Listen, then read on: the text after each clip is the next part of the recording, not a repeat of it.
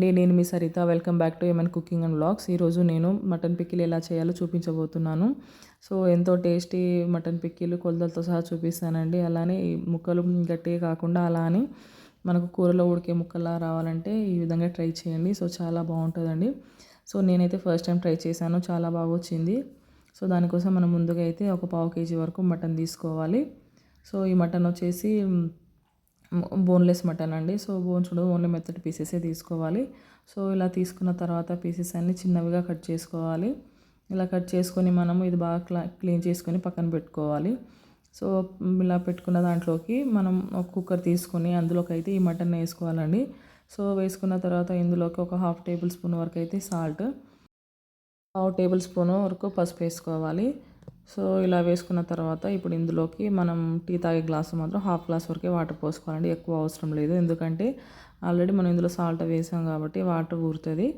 So కాబట్టి ఎక్కువ water అవసరం లేదు. సో ఇలా వేసుకున్న తర్వాత ఒక 1/2 టేబుల్ స్పూన్ అయితే ఆయిల్ యాడ్ చేసుకోండి.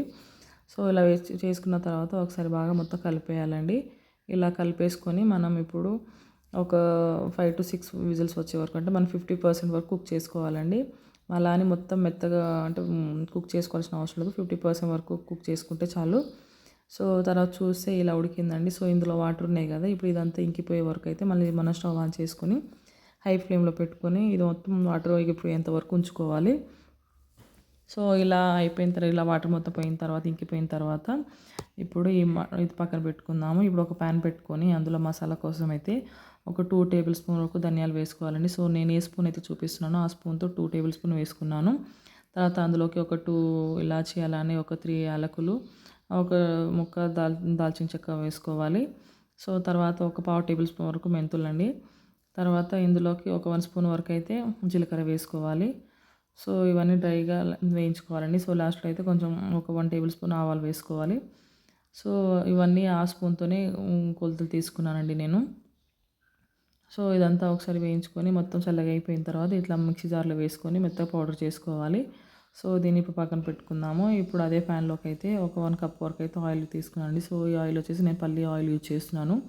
అది యూజ్ చేస్తేనే మనకు పచ్చడి అనేది చాలా టేస్ట్ వస్తుందండి. సో ఇది హీట్ అయిపోయిన తర్వాత ఇప్పుడు ఇందులోకి మనం ముందుగా కుక్ చేసి పెట్టుకున్న మటన్ వేసుకోవాలి. సో ఇలా వేసుకొని ఇది మీడియం టు హై ఫ్లేమ్లో పెట్టుకొని ఇదంతా మొత్తం అంటే గోల్డెన్ బ్రౌన్ కలర్ వచ్చే వరకు అయితే ఫ్రై చేసుకోవాలండి. సో మధ్య మధ్యలో కలుపుకుంటూ మాత్రం ఇలా ఫ్రై చేసుకోవాలి. మనము అంటే ముక్క అలానే మరీ గట్టిగా ఉండొద్దు, అలానే మరీ మెత్తగా ఉండొద్దు. సో మనం ఇలా చూసుకుంటే ఏంటంటే ఫోర్క్తో గుచ్చితే మనకు లోపల మరీ సేమీ సాఫ్ట్గా అయితే వెళ్ళేటట్టు చూసుకోవాలండి.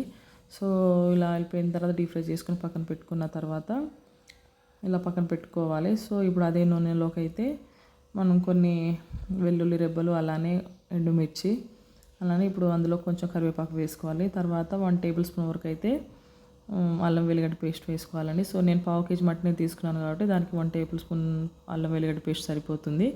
ఒకవేళ మీరు మటన్ కనుక ఎక్కువ తీసుకుంటే ఒక 2 టేబుల్ స్పూన్ వరకు, అంటే క్వాంటిటీ అనేది డబుల్ చేసుకోండి. సో తర్వాత ఇందులోకి ముందుగా పౌడర్ చేసుకున్న ఇది ధనియా పౌడర్ వేసుకోవాలండి. సో తర్వాత ఇందులో మటన్ ఫ్రై చేసుకున్న మటన్ వేసుకోవాలి. సో ఇలా వేసుకొని ఒకసారి కలుపుకొని స్టవ్ ఆఫ్ చేసుకొని ఇప్పుడు ఇందులోకి అయితే కారం అండ్ సాల్ట్ వేసుకోవాలి. ఎందుకంటే వేడి వేడి మీద ఉన్నప్పుడే మనం కారం వేస్తే ఏంటంటే కారం అనేది కొంచెం మాడిపోయి కలర్ చేంజ్ అయిపోతుంది, బ్లాక్ అయిపోతుంది. సో ఇవన్నీ వేసుకున్న తర్వాత స్టవ్ ఆఫ్ చేసుకునే ముందు మాత్రం స్టవ్ ఆఫ్ చేసుకొని ఇప్పుడు ఇందులోకి కారం అండ్ సాల్ట్ వేసుకోవాలండి. సో నేను ఇందాక చూపించిన స్పూన్తో అయితే 2 టేబుల్ స్పూన్ వరకు కారం అండ్ 2 టేబుల్ స్పూన్ అయితే సాల్ట్ వేసుకున్నాను. నాకైతే ఇట్లా వేసుకోవడం వల్ల ఇది కరెక్ట్ సరిపోయిందండి క్వాంటిటీ అనేది. ఒకవేళ మీరు ఇంకా స్పైసీగా తినే వాళ్ళైతే ఇంకా కొంచెం ఎక్స్ట్రా యాడ్ చేసుకోండి. సో ఇలా వేసుకుని మొత్తం బాగా కలుపుకోవాలండి. సో ఇలా మొత్తం ఒకసారి బాగా కలిపేసిన తర్వాత ఇప్పుడు ఇది మొత్తం చల్లగా అవ్వనివ్వాలి. సో చల్లగా అయిపోయిన తర్వాతనే మనం ఇందులోకి 1 లెమన్ పిండుకోవాలండి. సో ఈ మటన్ పికిల్కి అయితే 1 లెమన్ సరిపోతుంది. సో ఇలా మొత్తం చల్లగా అయిపోయిన తర్వాత ఇప్పుడు ఇందులోకి 1 లెమన్ పిండుకొని పిండేయాలండి. సో ఇలా పిండేసిన తర్వాత ఇది ఒకసారి బాగా కలుపుకోవాలి. సో కలుపుకొని ఇది మొత్తం చల్లగా అయిపోయిన తర్వాతనే ఒక బాక్స్లో కానీ ఒక ముందులోనైనా స్టోర్ చేసుకోవాలి. సో ఎంతో టేస్టీ మటన్ పికిల్ అయితే రెడీ అయిపోతుందండి. సో నేనైతే ఫస్ట్ టైం ట్రై చేశాను, చాలా బాగా వచ్చింది. సో మీరు కూడా ట్రై చేసి మీకు ఎలా వచ్చిందో కామెంట్ చేయండి అండ్ లైక్ చేయండి, షేర్ చేయండి. ఫస్ట్ టైం ఎవరైనా నా ఛానల్ చూసినట్టయితే సబ్స్క్రైబ్ చేసుకోండి. సో పికిల్ అయితే నిజంగా చెప్తున్నానండి, చాలా బాగుంది. సో మీరే ట్రై చేసిన తర్వాత మీకు ఎలా వచ్చిందో మీరే చెప్తారు. సో అంత బాగుంది. ఫస్ట్ టైం ట్రై చేసినా కూడా చాలా బాగా వచ్చిందండి. సో మీరు ట్రై చేసి ఎలా వచ్చిందో కామెంట్ చేయండి. ఫస్ట్ టైం ట్రై చేసే వాళ్ళైతే తక్కువ క్వాంటిటీ తీసుకోండి. ఎక్కువ చేస్తే సరిగా రాకపోతే పచ్చడి మొత్తం పాడైపోతుంది. సో అందుకని తక్కువ వాటితో చేసి సరిగా లేకున్నా అంత బాధ అనిపించదు. సో అలా చేయండి. Thanks for watching.